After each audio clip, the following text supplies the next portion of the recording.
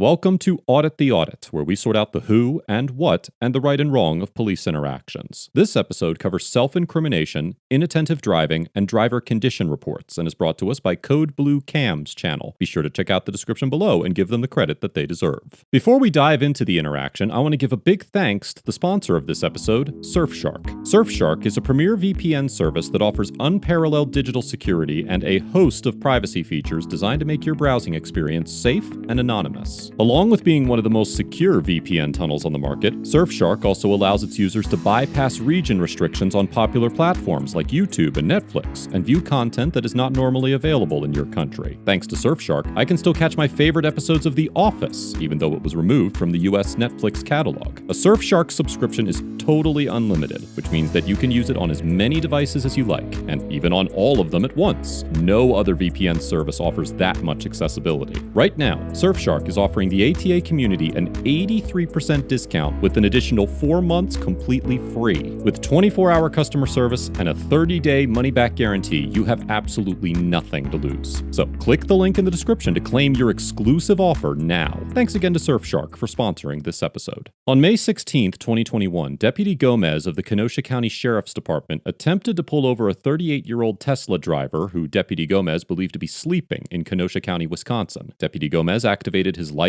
and siren, but the driver did not immediately pull over. After Deputy Gomez followed the Tesla for a little over 2 miles with his lights and sirens on, the driver finally stopped. He was totally sleeping. Totally. I'm keeping that block. Perfect. Step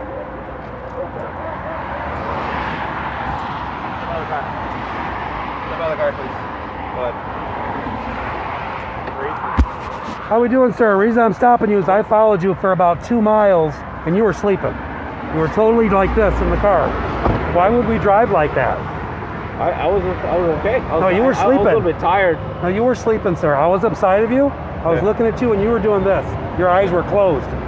So I understand you have autopilot, but if something was to happen, you're not able to make that conscious decision to stop in a hurry. Right. You understand what I'm saying? Can I get a driver's license? Of course. Have you been drinking or anything like that? No, sir. Okay. Yeah, I'm just on my way to work. You're on your way to work and you're sleeping? Yeah, I'm just on my way. I'm not sleeping, but I'm, like I said, I was just tired.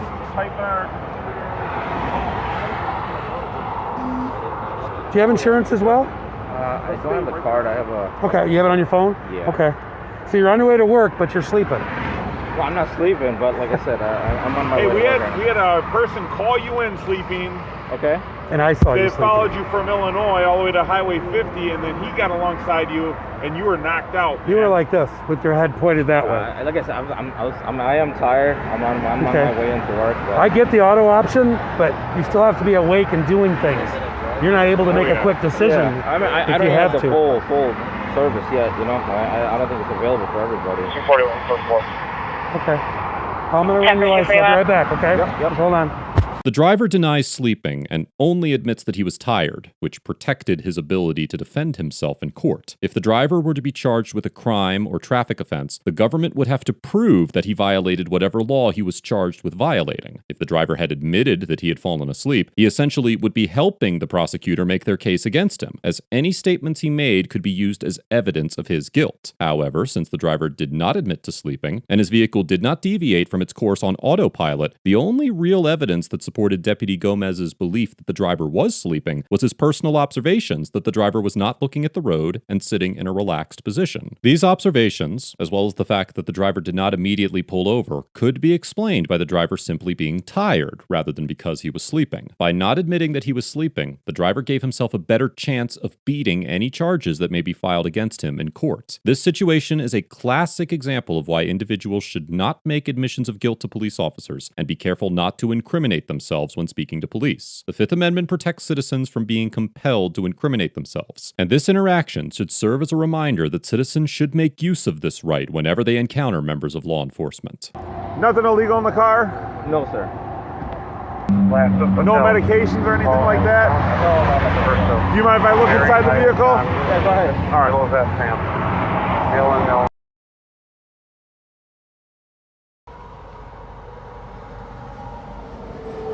Hey, it says it's on autopilot. It wouldn't be turned on. You can't turn it on. It says it's on. You can't turn it on when it's off. Like when you're parked, it's off. But it says it right on the screen, navigation on autopilot. Huh? See the blue? Read the blue.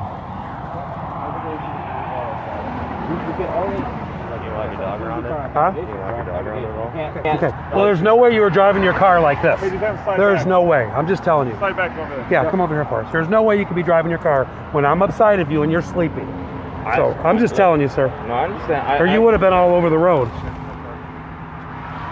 have a slide back to the back. Yeah, just over here for us, sir. I haven't dealt much with this, I'll be honest with you, because some of these cars don't do this. Some of them do. So this will be the first time I've ever dealt with this.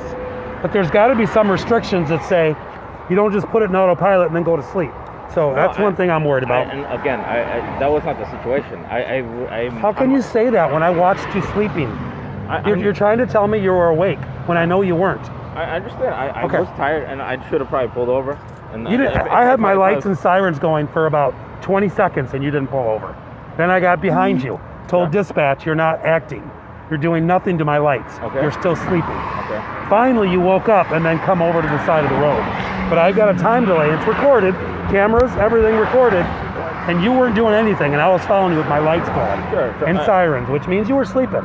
It's okay, just be honest. And that's not the situation. But What's the situation then? I want to hear what you say it is.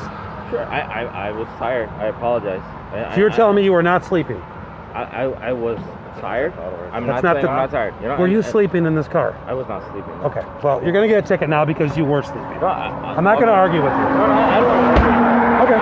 No problem. Deputy Gomez tells the driver that he's going to be ticketed for driving while asleep. Although Wisconsin does not have a law that explicitly prohibits driving while asleep, Section 346.89 of the Wisconsin statute prohibits, quote, inattentive driving. The statute states that, quote, no person while driving a motor vehicle may be engaged or occupied with an activity, other than driving the vehicle, that interferes or reasonably appears to interfere with the person's ability to drive the vehicle safely. In the 2013 case of Dodge County versus Ray, the Wisconsin 4th District Court of Appeals held that falling asleep while driving constitutes inattentive driving under the statute because, quote, the plain language prohibits any behavior that diverts the driver's attention from the task of safe driving, which includes sleeping. To support this conclusion, the court explained that, quote, as a matter of common sense, sleeping while driving interferes with the safe driving of the vehicle. Falling asleep while driving is extremely dangerous. A driver who is asleep at the wheel cannot respond to changing traffic patterns, cannot notice whether the traffic in front of him or her is slowing down, and cannot tell that he or she is approaching a stop sign or a red light. Although not all of these dangers would necessarily apply to this situation because the driver was using Autopilot, Tesla's website clearly states that its Autopilot features, quote, require active driver supervision. Falling asleep at the wheel could also potentially be considered reckless driving under Section 346.62 of the Wisconsin statutes, which states that, quote, no person may endanger the safety of any person or property by the negligent operation of a vehicle. In order to be convicted of reckless driving, an individual must be found guilty of quote-unquote criminal negligence, which Section 939.25 of the Wisconsin statutes defines as, quote, ordinary negligence to a high degree, consisting of conduct that the actor should realize creates a substantial and unreasonable risk of death or great bodily harm to another. There is a long-standing precedent in Wisconsin that, quote, falling asleep at the wheel is negligence as a matter of law, because no facts can exist which will justify, excuse, or exculpate such negligence, as the Supreme Court of Wisconsin held in the 1962 case of Thyssen versus Milwaukee Automobile Mutual Insurance Company. Accordingly, if the driver had been sleeping at the wheel, it is possible that a court could find that he was engaged in inattentive or reckless driving. I'm going to look up what the statute is. I'm not real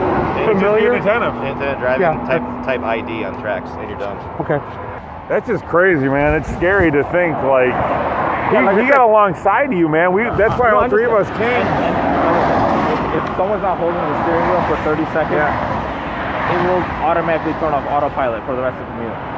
You know how long he's been trying to pull you over for? No, It was a while. Okay. It was a while.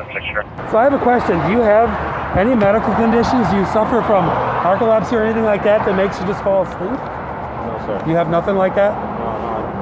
Okay. I'm just on my way to work. I was telling the other officer, I'm a FedEx driver. That's all. Like I'm just on my way to work. I work 7 days a week. I felt I was tired. I might have been a little bit tired, and I'm really honestly just not trying to lose my job. And that's okay. Really, well, what I'm going to do is I'm going to be issuing a citation for inattentive driving. That means you didn't have your eyes on the road while you were driving the car on the road.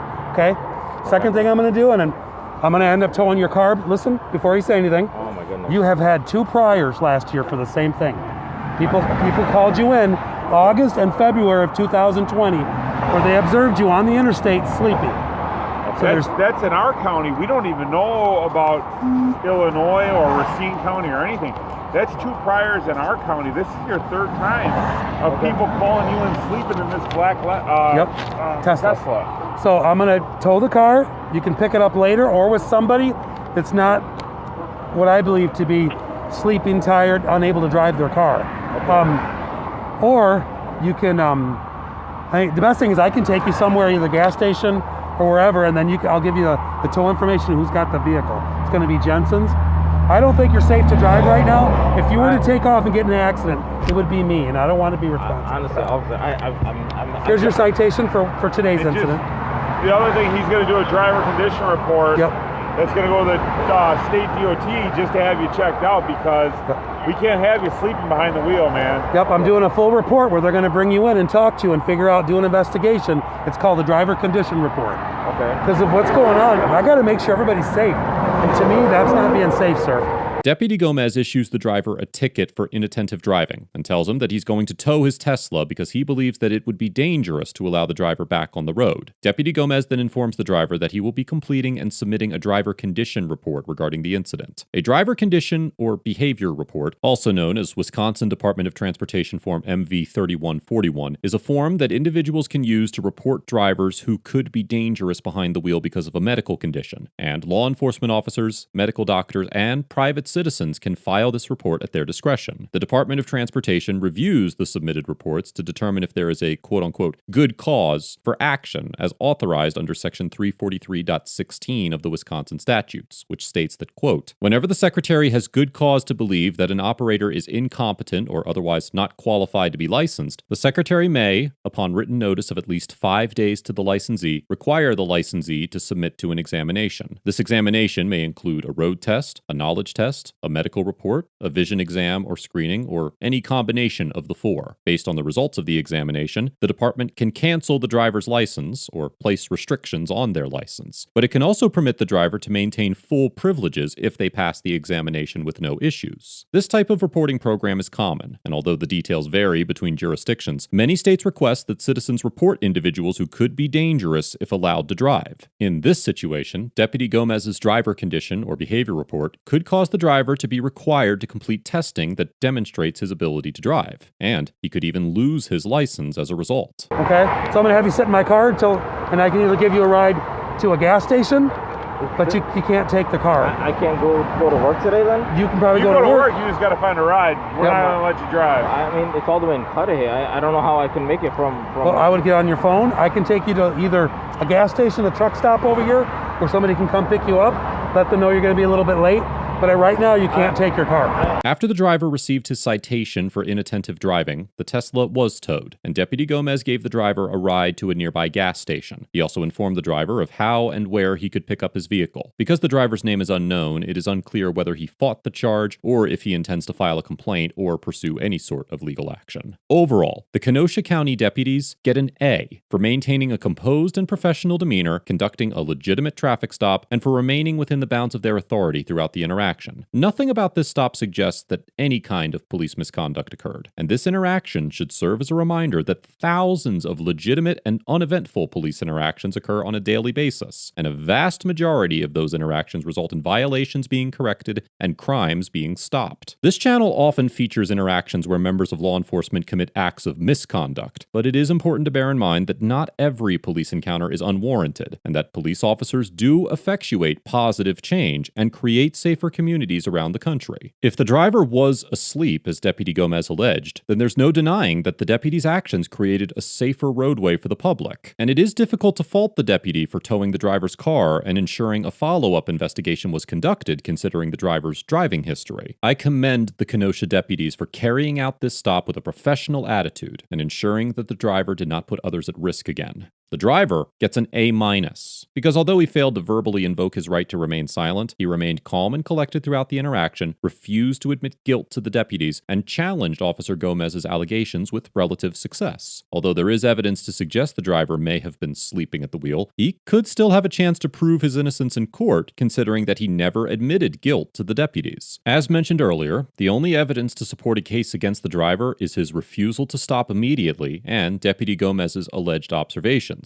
both of which could be explained by innocent behavior, such as being tired. The driver's careful choice of words and refusal to offer the deputies an admission of guilt will likely play a major role in the outcome of this case if it is challenged in court. All that said, the driver never verbally invoked his right to remain silent, and while he was able to navigate the questions and accusations of the deputies in this interaction, that will likely not be the case for most citizens involved in other police encounters. Most individuals in the driver's position would have benefited from invoking the right to remain silent to ensure that nothing incriminating was said. I commend the driver for remaining calm and collected throughout the interaction, and for choosing his words carefully. And this interaction highlights the importance of remaining silent no matter the context of the encounter. Let us know if there is an interaction or legal topic you would like us to discuss in the comments below. Thank you for watching, and don't forget to check out my second channel for even more police interaction content.